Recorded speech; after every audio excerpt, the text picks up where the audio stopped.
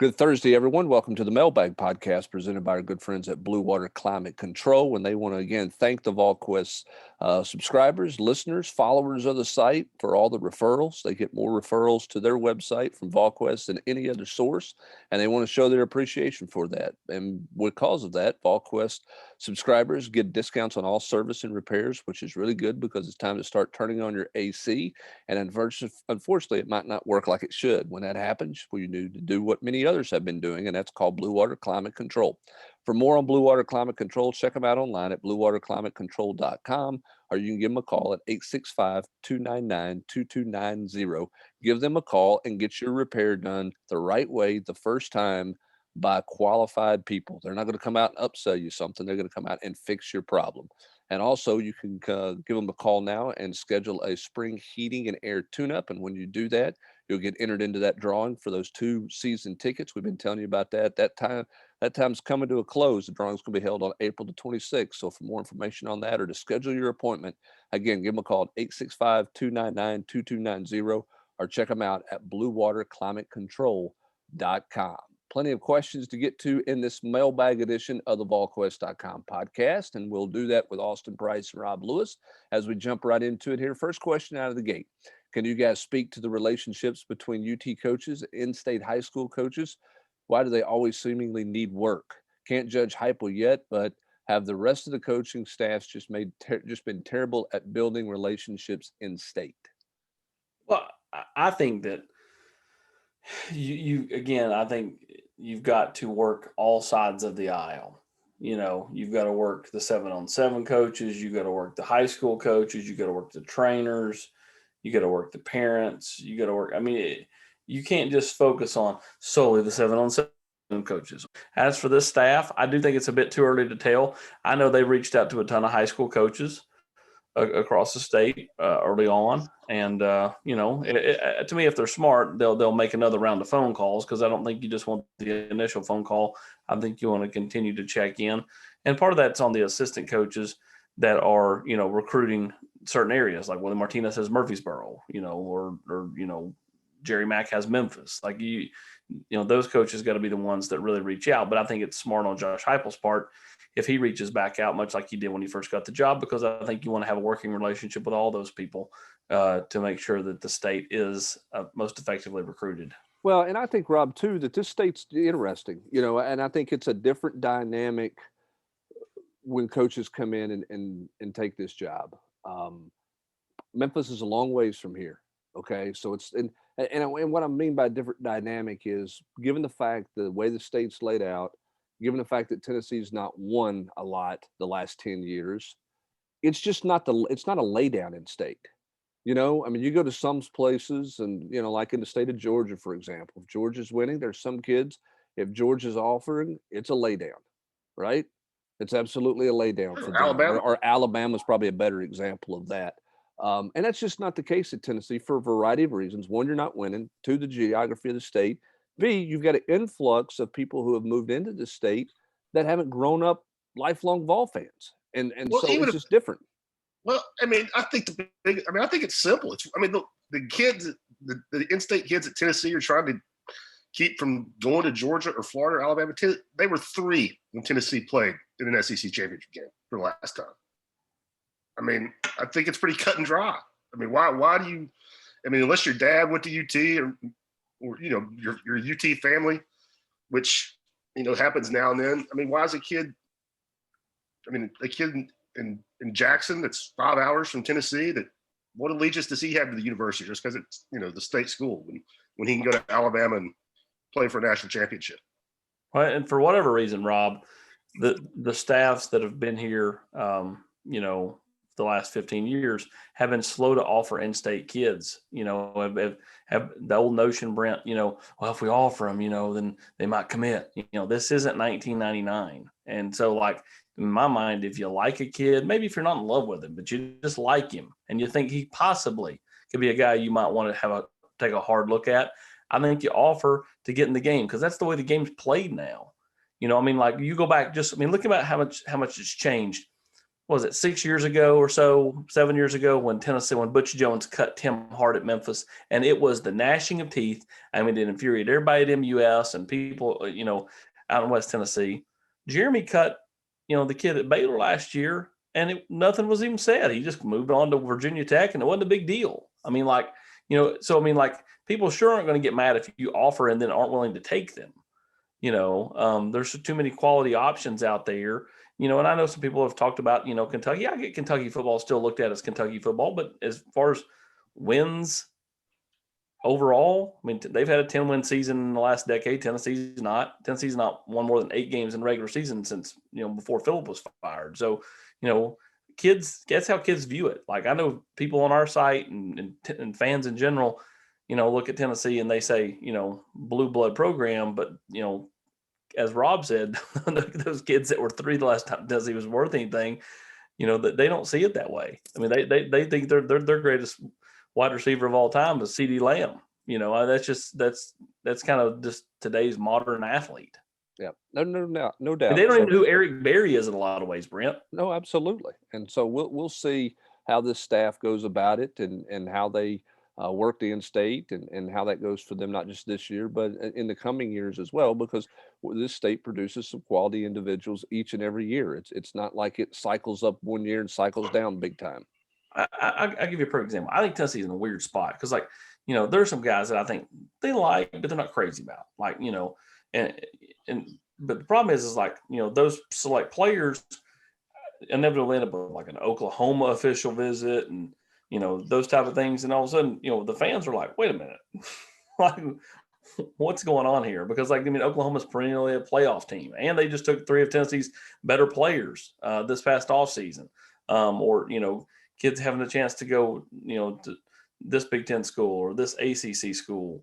So I think ultimately that's kind of the weird spot that this staff is in, is they're trying to play catch up. But even some of the middle of the road guys, they got to make the decision on and either go on or totally take a step back, because you don't want to get caught up in recruiting a kid kind of halfway and then that kid picking somewhere else because you really weren't recruiting him the whole way. Yep, that's right. And this state too it's recruited harder than it's ever been recruited, which is a changing dynamic as well. I mean, it used to hear of a non-SEC school coming into Tennessee and recruiting a player in the state of Tennessee just didn't happen. That's obviously not the case with where things are now and how this state is recruited and the publicity that this state generates with its high school football. All right, let's go on to the next one here. Who are some incoming freshmen who are going to arrive this summer that have a chance to make an impact on this team besides special teams? I think you look at, the state of Florida and Deshaun Rucker. The kid can run. Secondary is a point of weakness or point of lack of depth on this football team. Where does Cayman Marley play? I think he's a really good athlete. Where do they start him out at? I think that's going to be interesting and fascinating to watch. So to me, those are the top 2 that I'm kind of looking forward to seeing once they get here. Yeah, I mean, I think anybody that's got a chance, Rob, to get to the quarterback in any way, help on defense in any way, I think goes a long ways in terms of being able to be a factor for this team this fall. So we'll have to wait and see exactly who that is, or is that anybody at all when this class is finally here, and maybe they get some suspended guys back starting this summer too. I mean, there's some midterm guys who you just don't know about, because those guys got in trouble and haven't gone through anything this spring. So we don't know what Isaac Washington can do and some of these other guys as well. So we'll see. All right, on to a hoops question here, Rob. Best team you've ever seen Tennessee play, worst team, Power 5 only, that you've seen him play. Who is the best player you've ever seen play against Tennessee since you've been covering the balls? He probably wasn't, I don't know if best is the right word, but the most dominant guy, and it's not close. The guy who impacted the game more than anybody else was Anthony Davis. I mean, he was a shadow of what he's become as an NBA player then. I mean, just had, couldn't make a 15-foot jump shot, but the way he controlled the paint and the boards, he was the most dominant guy that I have seen. And I would say probably that Kentucky team, but man, the one that I guess was maybe just a year before might have been even more talented. John Wall, DeMarcus Cousins, I know Eric Bledsoe, and I'm sure I'm missing some other dudes, but I would go with Anthony Davis, man. As far as the worst, I have no idea. There's so many of those non-conference teams in December that have come to Thompson Bowl and just run together. I've seen some bad ones. All right. Maybe the Citadel team that Yemi Makanjula scored 18 straight points on has got to be on the short list. Oh, yeah, that's certainly one to qualify for sure. All right, there are 15 spring practices for the players that have missed spring either due to injury or suspension. Is there any way they can make up for the lost time with individual coaching either later in the spring or the summer? Say a practice is Tuesday, 1 to 3. Is that the only time a player can use that period of time to practice with his coach? Can a player interact with a coach, say, Tuesday morning, afternoon, and evening for, say, 2 hours at a time? What exactly are the rules governing time spent during spring practice? Look, they can meet with those guys. I mean, they can meet with people if you want to. You can't run a separate individual practice for guys who are, for an individual. But you can have meetings with them and extra time in the film room and learning the system and that type of thing. That happens all the time. But you can't do that. Basketball's a little different in the summertime because they can do individual coaching sessions or smaller group sessions, right? Rob, don't they do that in groups of 2 or 3 in and out? Yeah, they can't do 5-on-5 with a team, but they, you get going by positions, like they break them up into, these 4 guys, those 4 guys. But that's been a big change in basketball. I think that coaches love. Yeah, it's been huge for the summer development of players for sure. But in terms of football guys, those guys who were suspended or somebody who's hurt right now, other than some extra film time, you just can't do anything extra with them in terms of working them out on the field. Strength coach can rehab and do some stuff with them, but you can't get your coaches out there and do a bunch of stuff with them like that outside of your official practice time and your 15 practices with your regular team. All right, can Rodney Gardner coach this defensive line up to their potential? We were good when we had a legit coach in Tracy Rocker. Do you expect to see the same or better results with Gardner coaching this group? AP? Yeah, I mean, they can't be any worse than they were last year, Brent. They didn't have a coach. So I do. I think you can expect to see more out of that group. He's going to push them and push them and push them. Now, who are the guys that are his key contributors? I'll be interested to see because just because you a guy like Darrell Middleton, just because he's been here and he's an older guy, to me doesn't mean that he's cemented as someone who will play a ton of snaps. I think for me, and I know Rodney way better than I do, but to me, he's going to play the people that give him the best chance to win. If that's a freshman, it's a freshman. If it's a senior, it's a senior.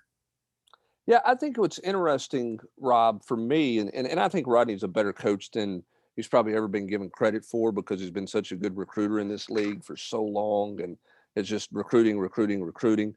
I think the one thing that stands out to me with this situation is what are they going to ask this defensive line to do compared to what Tracy Rocker's group did? When you go back and look at the stats from Tracy Rocker's, I think Tracy Rocker did a good job with those guys. I do. I think those guys had a good year, but they just held gaps to let linebackers go make plays, whether it was Batuli or Darrell Taylor or it was Henry T as a freshman or whatever. I mean, there was a lot of just kind of gap control. Don't get pushed. You don't necessarily have to play in the backfield, but don't get pushed down the field. We're going to let the linebackers go make plays. Schamberger off the edge is a star. I'm curious to see what they're expecting the defensive linemen to do in this defense. Is it gap control, occupy space, or is it go make plays? Yeah, I mean, that's a great question, Brent. I hadn't really thought of it, but I mean, I would think that Rodney probably has the ability to adapt to his personnel, but at Auburn, I think they were certainly coached to make plays. Now, it's probably a lot easier to coach Derek Brown to go make plays than it is, what he's working with now. But even, the interior guys, I mean, they have playmakers. So, I would guess that he can probably shape what he's going to do to the talent that he's working with. But I think that's a good question. I mean, does he dial it back and approach it like Tracy Rocker did? But then again, Tennessee doesn't have the linebackers. You wouldn't think to really take advantage of that kind of scheme. I'll say this, Austin. I thought Tracy Rocker in his first year here, when he was here, I thought Tracy Rocker did as good of a job as any assistant coach that Jeremy Pruitt had in terms of player development on the practice field. I mean, he was a throttling pain in the rear end for those guys. But I thought he did a really good job with that group. But obviously he didn't go recruit, which is why he ended up not being here. But I think when you look at what he did, Kyle Phillips, Shot Little, Alexis Johnson. yeah, I mean, Yeah. he did a good job. I mean, he did a good job with those guys. He really did, in terms of getting those guys better and giving some of them a chance to play at the next level. That was his strength, was developing players. It wasn't recruiting. I don't know that it was schematics, but from a fundamental stuff, he was really good. But he didn't do enough of the other things to continue to work here. Bottom line. Yeah, I mean, he didn't recruit, and Right. you know, that was something Jeremy really coveted more than anything else. So, you know, once he kind of failed to get things done on the recruiting trail, it didn't matter, you know, what his guys had done on the field. Well, and that points us right to the next question. It seems like the last staff was filled with coaches who were recruiters first, but were average at best as coaches. The current staff seems to have more promise as coaches and teachers, but perhaps not as good at recruiting. Time will tell. Do you agree with that assessment? Also, which assistant coaches do you that that you have covered have had the mix of both in terms of recruiting and X's and O's? Yeah, I don't know if I agree with that. I mean, like when you look, I mean, like Kevin Shear's coaching on an NFL roster. Chris Rump's coaching on an NFL roster. Tracy Rocker's coaching on an NFL roster. I mean, like, you know, to me, like the NFL guys take the best coaches because, you know, it's different. And you're not having to recruit. So like the fact that they're all coaching in the NFL, whether it be with the Chicago Bears, the Philadelphia Eagles, or the New York Giants, tells me they're pretty solid football coaches. So I think that really, especially those first 2 years, Brent, if anything, Jeremy had some guys that were labeled recruiters because of past ability that, you know, really were kind of better just position coaches and not very good recruiters anymore, not dogged recruiters like they were back maybe in their heyday. Rob, I think this notion comes, and I'm not trying to be critical of him. I think this notion comes from one simple thing, and that was the fact that Jeremy Pruitt moved Brian Niedermeyer into the linebacker role to coach, having never coached that position before, and wanted to keep him on staff because of what he had done on the recruiting trail. And I think that's where that notion probably derives from for some people, that it was all about recruiting that last year based simply off that one move. Kevin Shear goes to the NFL, and you replace him with a guy who has never coached a position before, but is your best recruiter on staff. Yeah, I agree with that. And I think the perception about this staff also is influenced by the fact that so many of these guys are coming from Central Florida where they haven't recruited at this level. And to me, that doesn't mean that they can't do it. I mean, and I've said this before, but look at Butch Jones, and he brought his whole staff from Cincinnati, and recruiting was not, you know, a problem for that staff. They did a nice job. That's not why Butch isn't here anymore, because I guess by year 2 they were top 5, right? Yeah, they were, and that was a really good class that they put together that gave them back-to-back 9-win seasons. As for coaches who had the best mix of both, I would put Dan Brooks in that category as a guy who could develop players and was a good recruiter. I think Kippy Brown, when he was a receiver coach, that's going way back, was an elite recruiter. We all know what he did to develop wide receivers, both at the college level and at the NFL level.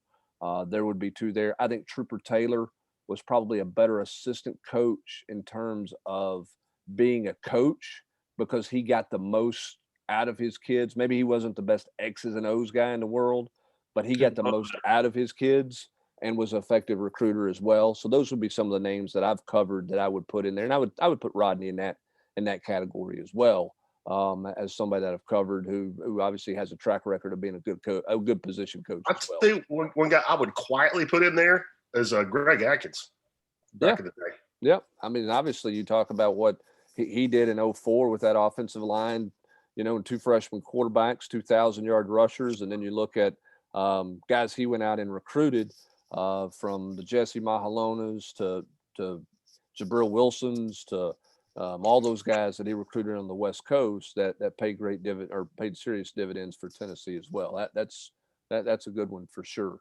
All right. Saw last week that Florida State released details about their name, image, likeness program, assuming the NCAA version of the NIL is in place later this year. Any idea how Tennessee's NIL program will be structured? am I naive to think that this legislation has the potential to benefit us greatly based off our brand and following? I don't think it benefits Tennessee any more than it's going to benefit other Power Five schools out there. I don't know what Tennessee's program is going to look like. I know that Danny White has put that task on a couple of the administrators he has hired since he's been here, that he's brought with him to help put that program in place. I think Reed Sigmund is involved in that as well. I don't know what it's going to look like yet. I don't know that anybody's got a complete um, final program, because I think that thing's going to have tweaks in it from day one and some adjustments in it from day one, because there's so much unknown with some of that stuff in terms of how it's going to be dealt with. And it is a huge, huge undertaking to put a program in place. And again, I think you've got to be pretty flexible with some of that stuff as you move forward with that. All right. Can you update us on the recruitment of Arch Manning? You mentioned a relationship between Danny White and Cooper Manning in the past. Do you know how close they are or they are not? I think they're friends. I know they're friends. How close they are, I don't know that they're, quote, close. Arch Manning's not going to make a decision, and Cooper Manning's not going to make a decision on where they're going to play college football based on who the AD is. Does it help that there's a relationship? Does it maybe help Tennessee there? Yeah, I mean, it probably helps some, but I don't think that when you sit down at the end of the day, somebody's going to look, Arch Manning's going to have Tennessee and some other school there, and he's going to go, yeah, the thing that tips it over the scale for me is the fact that my dad knows the AD there.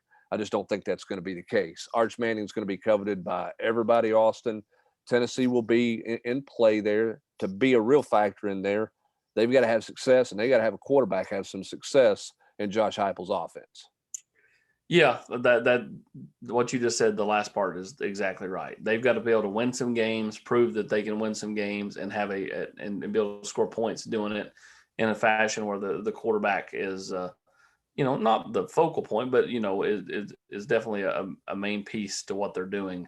Yeah, I would say that Tennessee's chances of landing Arch Manning are an extreme long shot. I mean, I know his name's Manning, but he's not Peyton's boy. This isn't Marshall. It's Arch, which is Cooper's boy. Ole Miss is where he grew up going to games. I'm not even saying he's going to Ole Miss. I'm just saying, if you're kind of go off the radar of not an Alabama or a Clemson or an Oklahoma, which are, kind of the teams that quarterbacks love to go to these days, Ole Miss makes more sense than Tennessee does, just based off the fact that, he's grown up going to a bunch of games there, and Tennessee's not had any success. And their coach has shown in his only year in the job that he's put up a bunch of points. Yeah, and I think Sarkisian at Texas will be a play in there as well. Another one. And here's the one thing Rob, about the Mannings. It'll be methodical, and nobody will really know what's going on. Yeah, that's what I would say. Nobody will know anything. They may think they do, but they're not going to really know anything that's going on with that one. All right, Austin, you mentioned that Tennessee's not really recruiting Jalen Lewis or Anthony Brown. Can you tell us what the DB recruiting board looks like? Come 2022, that defensive back room is looking pretty scarce, especially at corner. In fact, it's downright scary heading into 2022 at the moment. Well, Tennessee's looking, out of state, for DBs. I mean, they're not really looking in state for, you look at, guys like Jalen Lewis. I mean, I could see Tennessee maybe eventually pulling, going in there more than they have been. But I mean, Tennessee's not looking at the kid at Ravenwood, very much. I mean, I just think they're going to go out of state for any of their defensive backs, especially in this class. Yeah, and we'll see what that board looks like. I think that's going to come from trying to watch practice tape for some kind of spring evaluation, and then who can you get on campus for summer camps, Austin, and then who can you find early in the fall when you can get on the road and go watch kids play as well. So I think that's just part of the catch up that everybody is playing. We'll see where Willie Martinez is with guys that he had on his radar screen when he was at Central Florida. Look moving forward and how that changes based on the relationships he has with people and the contacts he has with people and who all he talks to out there. The one thing about Willie Martinez, he's done a nice job developing guys who aren't, the elite national prospects. I mean, Cam Sutton was passed over by most in the SEC. Emmanuel Mosley was not wanted by anybody. Justin Coleman's another one that was not coveted by everybody in this league as well. Kamari Rogers, Marcus Allen, Quavian Carter. those would be three names that I think that Tennessee will look at the defensive back. And again, I'm not saying that they won't go back in on a guy like Jalen Lewis, but right now it just seems like that's further from being the case. All right, I didn't get to this question last week because we were running out of time, so it's higher on the board this week. This Vol for Life 37643 really needs to know a non-sports related question, but the best places for traditional wings in Knoxville. Might be moving to Knoxville. Best traditional wings in Knoxville. Anybody got a thought? I'm not really a big wing guy, so I don't frequent any establishments just for their wings. Now, the players on the team will tell you Mo B's down their campus, you know, is a hot spot for wings. I'll give you two underrated places that have good wing days and pretty good. I like the wings at Fieldhouse Social, which is near campus. That's non-traditional. Nobody's going to call that a great wing place because it's not a traditional wing place. I think Dead End Barbecue's wings, their smoked wings are really good as well. But now I am a dry rub, naked wing, dipping sauce on the side kind of guy. I'm not a big sloppy, wings with sauce dripping all over them that you get all nasty with. But You're they got also to have bones in them. You're also not chicken nuggets. I'm guy. not eating chicken nuggets. I'm not eating chicken nugget wings. My son fixed boneless wings in the air fryer tonight. They were called chicken nuggets with hot sauce on the side. Is exactly what took place. All right, let's go on to the next one. Can you contrast different ways this staff runs practice compared to the last staff? Austin, this was on you. Heard Austin on the Swain or somewhere mentioned watching practice, trying to get a feel for what's going on. I remember hearing how the way the last staff set up practices, when they first arrived, there was a lot of extra reps, all the two spotting stuff, and that was supposed to help development. How does this staff go about running practice? It's similar. I mean, they do two spot as well. We're only out there for 2 periods, so it's really hard to get a feel for how they run a true full practice. We saw it Saturday, Brant. It was to me hard to kind of get a gauge on what they were trying to do. Use individual, then they go set 11 on 11, then they do some situational stuff, then back to individual type drills. And that doesn't make them wrong or right or anything else. It's just their way. Yeah, I mean, it's not like they do all their individuals on the front end, Rob, and suddenly jump into team periods to finish practice. I mean, they did kind of bounce back and forth, at least in the open practice with some team stuff. And it's like from that team period, they would go back and do some individual correction stuff. And then they would come back a little later and do some one-on-one stuff. So it's pretty fast moving. They try to get a lot of work in. There's shorter periods, but they have a lot of periods on the practice field. And again, there's a million ways to skin a cat. It's all about whether or not you can win or not, whether you practice fast, whether you practice with a microphone, whether you practice with music, whether you practice without music. It's just all about the results. And we'll see what the results of this program and this coaching staff look like in the next couple of years. Rob, we all understand it's early, but in terms of length and time at Tennessee, before going to the pros, one and done 2 or 3 years, 3 or 4 years, how do you judge Tennessee's basketball class at this juncture? This is not a gotcha question at all. Just interested in your here and now take. P.S. If we happen to get to one or more commitments not listed in the podcast, can you comment on them as well? So where would you put, is it Ado? I'm going with Ado. Ado, excuse me. Ado. So what do you think of Ado? Is Ado a 2-3 year player, 4-year player? I think so. I mean, I don't know that he'll be a 4-year player. I mean, with his size and athleticism, he'll have a chance to, if he develops, all about how he develops, but I don't think he's one and done. I'm comfortable saying that right now. All right. Kennedy Chandler, we think that one's got the real possibility of being one and done. The only thing would be his size if that turns NBA scouts off, because he is very slight of frame, but skill-wise and athleticism, he's the bomb. All right. And Powell is a guy who's obviously played already, but, at Auburn. I think he's going to complete his career. In terms of his eligibility, right? Yeah, I would be surprised if he's not a 4-year player. All right. And then Meshack. Multi-year player for certain. Okay. And then we'll see what the rest of recruiting looks like for Tennessee on the basketball front. Keep close tabs because there's plenty of buzz out there about what else is going on the recruiting front for Rick Barnes and his program. So we'll keep close tabs on following all of that. Rob, you have said and repeatedly said BHH, that you like where Tennessee has been positioned with him for a while. So we'll see what happens with that one in the coming days, weeks, whatever, and what he ends up being in terms of classification and all that stuff. So we'll keep close tabs on that moving forward. All right. Obviously, it's very early, but recruiting wise, what coaches' names are you hearing are generating the most buzz on the trail? Ellerby and Garner's names seem to be mentioned a lot in recruiting articles. Y'all have discussed how Heupel himself adjusted well to the SEC level of recruiting. How about the rest? Have Jean-Marie, Tim Banks, Eckler, Matt got any juice going right now? AP. I just don't think there's a whole lot of juice out there, period, Brent. I mean, I know they got their first commitment on Wednesday. I think, again, Vincent Sneed sounds like he's still going to do something in the month of May. And as of now, I think Tennessee would still be the pick there. I think that they've made up a ton of ground with a guy like Cam Miller to the point, and I know everybody's like, well, if Alabama wants him, they're going to get him. Okay. Well, I mean, like if you're the second option to Alabama, that's a pretty good player. For me, like that's kind of, where I think things are. I just don't think there's a ton of traction out there. I mean, I think that there's several kids in the state that like Tennessee, Caden Pope being one, Giovanni Davis being another.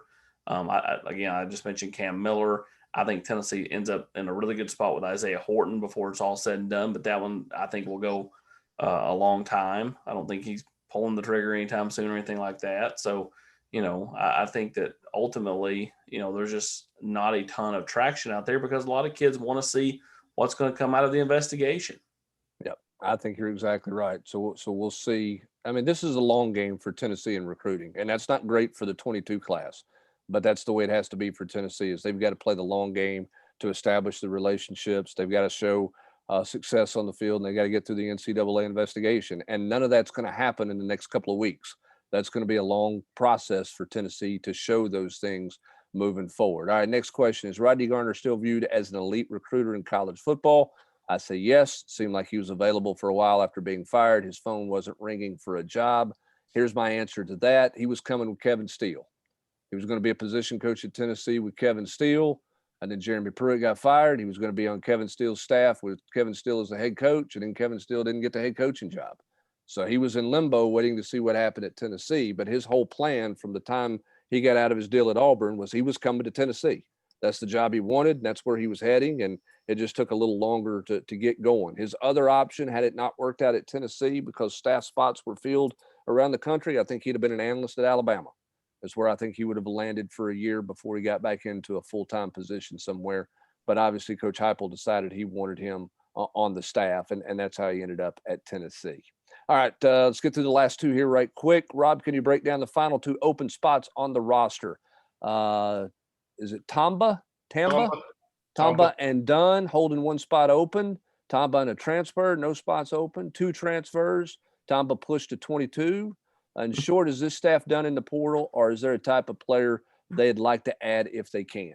On my count, I don't have the roster in front of me, but Tennessee should have 3 spots open. I mean, maybe he's counting BHH as already being in the fold. Okay. I guess I think Tom is coming no matter what, and then I think Rick would still add another big man transfer, but it would have to be the right guy. He wouldn't take a guy just to take a guy. Is Hanjay is he going to reclassify still? Nobody's come out and said that, but I've heard that from several different people.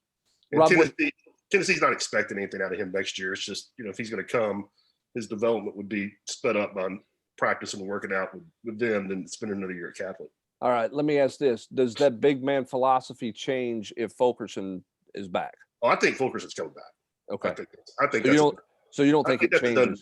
Okay, you don't think it changes kind of their needs, like they wouldn't. I don't know so much about their needs, but I can promise you their wants is to add an experienced big man if they can get another experience. I just kind of think that'll be tough to do if you bring back Fulke. You just got a 7-footer in Adu, and if you end up with Huntley Hatfield, I mean, what experienced big is going to come and play in that crowded front court? Any truth to the rumor that if name, image, and likeness goes through, that Powell's will name a burger after call it the Big Fulke to get? It's got to be a no-brainer, doesn't it? Yeah, it's got to be a lay down, right? I mean, they're going to name a shake after him, a burger after him, and The big Folky. The big Folky. I like that. All right, last AP, they're going to change them to Folky fries. Folky fries instead of Frenchy fries. All right, out the gate here at the last question. With Herring in the boat, Wade twins likely to Kentucky. Who's up next on the list, AP? Vincent Sneed? Anybody else? Anybody close? Unless they can get Caden Pope or Giovanni Davis into the fold, yeah, I think Vincent Sneed sometime in May. To me, Tennessee's got to add one or two between now and when things open up June 1st. All right. You got to have some, like, you don't have to have some run like you did a year ago. You just don't need to have one and then be sitting there at one come June 1st. All right. Yep. Keep a little bit of juice out there. Keep yourself in the news, if you will, on the recruiting front. All right. That's going to do it for this edition of the Blue Water Climate Control Volquest.com mailbag podcast. He's Austin Price. He's Rob Lewis. I'm Brent Hubbs. Thanks for joining us and have a great rest of your Thursday, everybody.